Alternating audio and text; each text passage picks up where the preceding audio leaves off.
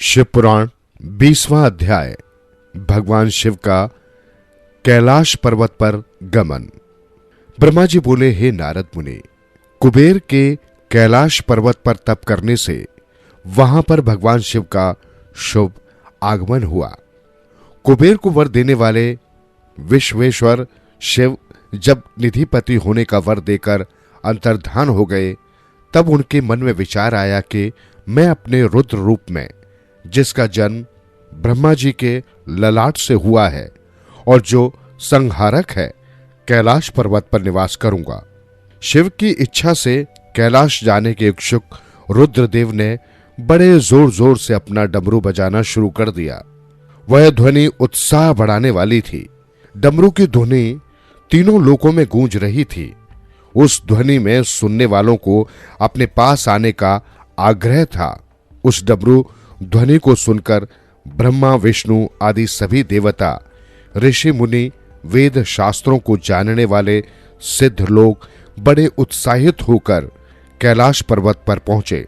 भगवान शिव के सारे पार्षद और गढ़पाल जहां भी थे, वे कैलाश पर्वत पर पहुंचे।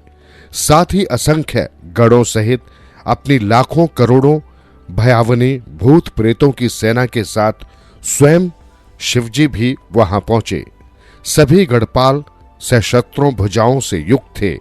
उनके मस्तक पर जटाएं थी। सभी चंद्रचूर्ण, नीलकंठ और त्रिलोचन थे। हार, कुंडल, केयूर तथा मुकुट से वे अलंकृत थे। भगवान शिव ने विश्वकर्मा को कैलाश पर्वत पर निवास बनाने की आज्ञा दी। अपने व अपने भक्तों के रहने के लिए योग्य आवास तैयार करने का आदेश दिया। विश्वकर्मा ने आज्ञा पाते ही अनेकों प्रकार के सुंदर निवास स्थान वहां बना दिए। उत्तम मुहूर्त में उन्होंने वहां प्रवेश किया। इस मधुर बेला पर सभी देवताओं, ऋषि मुनियों और सिद्धों सहित ब्रह्मा और विष्णु जी ने शिव जी व उमा का अभिषेक किया। विभिन्न प्रकार से उनकी पूजा अर्चना और स्तुति की। प्रभु की आरती उतारी। उस समय आकाश में फूलों की वर्षा हुई। इस समय चारों ओर भगवान शिव तथा देवी उमा की जय जयकार हो रही थी। सभी की स्तुति से प्रसन्न होकर भगवान शिव ने उन्हें उनकी इच्छा के अनुसार वरदान दिया तथा उन्हें अभिष्ट और मनोवांछित वस्तुएं भेंट की। तत्पश्चात भगवान शंकर की आज्ञा लेकर सभी देवता अपने अपने निवास को चले गए। कुबेर भी भगवान शिव की आज्ञा पाकर अपने स्थान अलकापुरी को चले गए।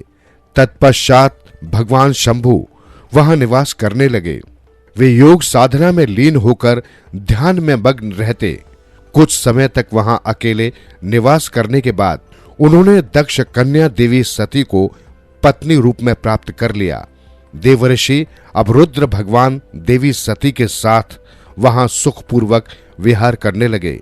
हे नारद, इस प्रकार मैंने तुम्हें भगवान शिव के रुद्र अवतार का वर्णन और उनके कैलाश पर आगमन की उत्तम कथा सुनाई है।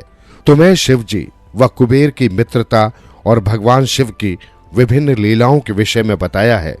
उनकी भक्ति तीनों लोकों का सुख प्रदान करने वाली तथा मनोवांछित फलों को देने वाली है।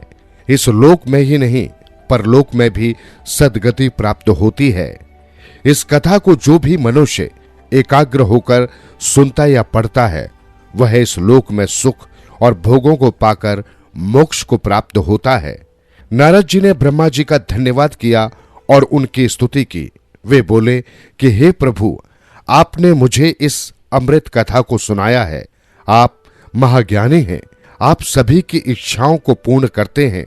मैं आपका आभारी हूं। शिव चरित्र जैसा श्रेष्ठ ज्ञान आपने मुझे दिया है। हे प्रभु, मैं आपको बारंबार नमन करता हूं।